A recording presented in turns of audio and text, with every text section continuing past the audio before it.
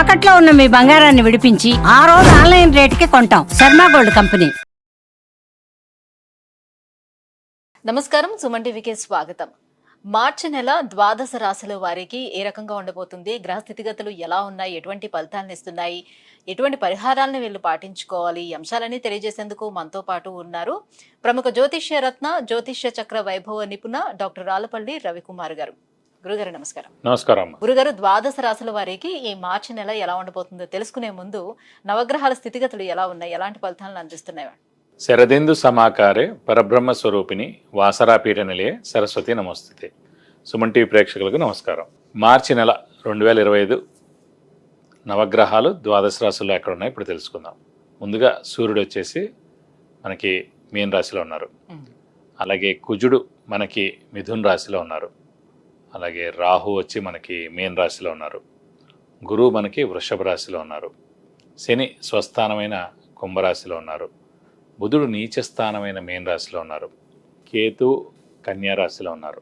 శుక్రుడు మటుకు మీన రాశిలో ఉచ్చస్థానంలో ఉన్నాడు. కాబట్టి ఒకటి స్వస్థానం శని, శుక్రుడేమో మనకి ఉచ్చస్థానంలో ఉన్నాడు మీనంలో. అలాగే నీచస్థానమైన మీనంలోనే బుధుడు కూడా ఉన్నాడన్నమాట. ఇవి నవగ్రహాలు ద్వాదశ రాశుల్లో మార్చి నెల అంతా ఈ స్థానాల్లో ఉంటాయి. గురుగారు, మార్చి నెల సింహరాశి వారికి ఎలా ఉండబోతుంది? ఏ గ్రహాలు వీళ్ళకు ప్రతికూలంగా ఉన్నాయి, ఎలాంటి ఫలితాలను ఇస్తున్నాయి? తప్పకుండా సింహరాశి అనగానే మనకి మఖ 1, 2, 3, 4 పాదాలు, పుబ్బ 1, 2, 3, 4 పాదాలు, ఉత్తర 1వ పాదం, ఈ నక్షత్రాల సమూహం అంతా మనకి సింహరాశిలోకి వస్తుంది. ఈ రాశి వారికి ముఖ్యంగా గురుబలం అయితే పరిపూర్ణంగా ఉందండి. శని మటుకు సప్తమ స్థానంలో ఉన్నాడు. శని సప్తమ స్థానంలో ఉండడం వల్లనే భార్యాభర్తల మధ్యన అన్యోన్యత లోపించడం, చిన్న చిన్న తగాదాలు రావడం, దెబ్బలాట్లు ఉండడం, ఇవన్నీ జరుగుతుంటాయి. సప్తమ స్థానం అంటే ఇదివరకు కూడా మనం చెప్పుకున్నాం, భర్త లేదా భార్య, అలాగే ఇమీడియట్ బాస్, అలాగే వ్యాపారం అంటే కనుక పార్ట్నర్షిప్. సో పార్ట్నర్షిప్ మధ్యన కూడా తగాదాలు ఉంటాయి.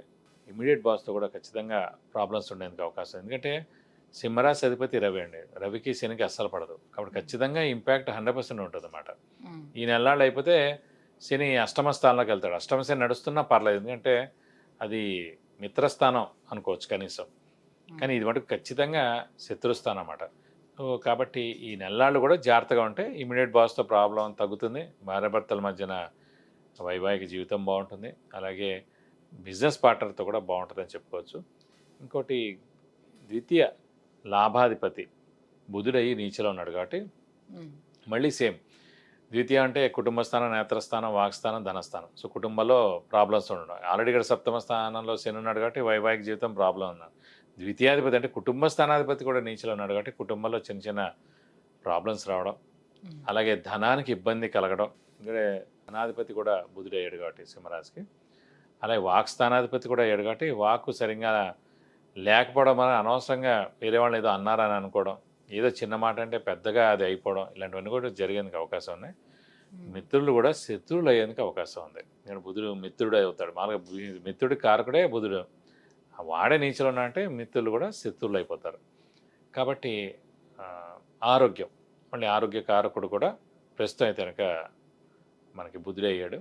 అంటే వాడు నీచలో ఉన్నాడు కాబట్టి ఆరోగ్య విషయంలో కూడా కొంచెం జాగ్రత్త వహించాలి. అయితే అనారోగ్యం వచ్చేందుకు అవకాశాలు ఎక్కువగా ఉన్నాయి. అలాగే విద్యార్థులకి మటుకు బాగానే ఉందండి. అలాగే వ్యాపారస్తుల మటుకు కొంచెం గడ్డు కాలం అని చెప్పుకోవచ్చు. ఎందుకంటే వ్యాపార కారక గ్రహమే బుధుడు, అలాంటి వాడు నీచలో ఉన్నాడు. ద్వితీయాధిపతి, లాభాధిపతి. ద్వితీయాధిపతి అంటే ధనస్థానాధిపతి అయ్యాడు. లాభాధిపతి అంటే లాభాన్ని చేకూర్చేవాడాడు. 2 ఆధిపత్యం ఉన్న బుధుడు నీచలో ఉన్నాడు కాబట్టి వ్యాపారస్తులు ఖచ్చితంగా గడ్డు కాలం అని చెప్పుకోవచ్చు.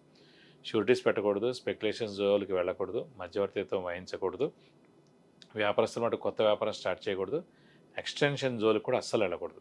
వెళ్తే మటు ఖచ్చితంగా లాస్ అయ్యేందుకు అవకాశం ఉంది. కాబట్టి ఈ నెలలు మామూలుగా ఉండడం ఉత్తమం. వివాహాది శుభ కార్యక్రమాలు చేపట్టే అవకాశాలు ఉంటాయా? తప్పకుండా. దశమ స్థానంలో మనకి గురువు ఉన్నాడు. గురుబలం పరిపూర్ణంగా ఉన్నట్టనే చెప్పుకోవాలి. సో ఖచ్చితంగా అవివాహితులు ఎవరైతే ఉన్నారో వివాహం ఎందుకు అవకాశాలు 100% ఉన్నాయండి. సో మానవ ప్రయత్నం, గట్టి ప్రయత్నం చేయాలి. తర్వాత మే తర్వాత కూడా మనకి లాభస్థానంలో వస్తాడు. కాబట్టి ఈ ఏడాది అంతా కూడా వివాహం కాని వారు ఎవరైనా సరే వాళ్ళు గట్టిగా ప్రయత్నిస్తే సింహరాశి వాడు ఖచ్చితంగా వివాహం ఎందుకు అవకాశాలు 100% ఉన్నాయి.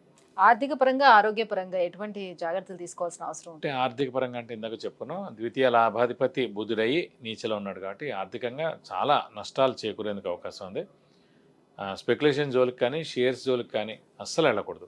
ఖచ్చితంగా అది మనం ల్యూర్ చేసినట్టు ఉంటుంది, మనకి డబ్బులు వచ్చినట్టుగా ఉంటుంది, కానీ ఖచ్చితంగా మళ్ళీ మిగతా వాళ్ళ డబ్బులు కూడా మనం అందులో పెట్టి నష్టపోయేందుకు అవకాశం ఉంది. కాబట్టి అస్సలు స్పెక్యులేషన్ షేర్స్ జోలికి వెళ్ళకూడదు. వ్యాపారస్తులు కూడా ఖచ్చితంగా గడ్డుకాలం కంటే దాని జోలికి అస్సలు వెళ్ళకూడదు. ఆరోగ్యపరంగా అన్నారు, ద్వితీయాధిపతి అంటే కనుక మనకి నేత్రస్థానాధిపతి కూడా అనుకున్నాం. నేత్రస్థానాధిపతి అంటే కళ్ళు ప్లస్ ఆరోగ్యం కూడా అనుకోవచ్చు.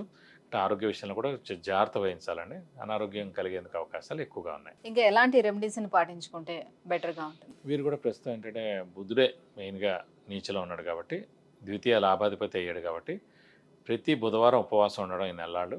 అలాగే వెంకటేశ్వర స్వామి లేదంటే కనుక వినాయకుడిని ఎక్కువగా పూజించడం. ప్రతిరోజు వెంకటేశ్వర స్వామి వినాయకుడు అష్టోత్తరం చదువుకుంటే మంచిది.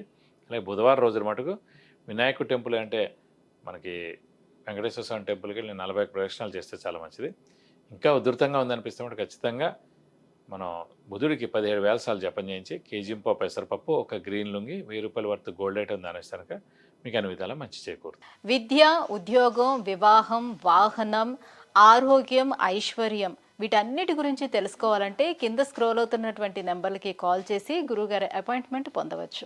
గురుగారు, సింహరాశి వారికి ఈ మార్చి నెల ఎలా ఉండబోతుంది, ఎలాంటి పరిహారాన్ని పాటించాలి, విషయాన్ని తెలియజేసినందుకు ధన్యవాదాలు. నమస్కారం.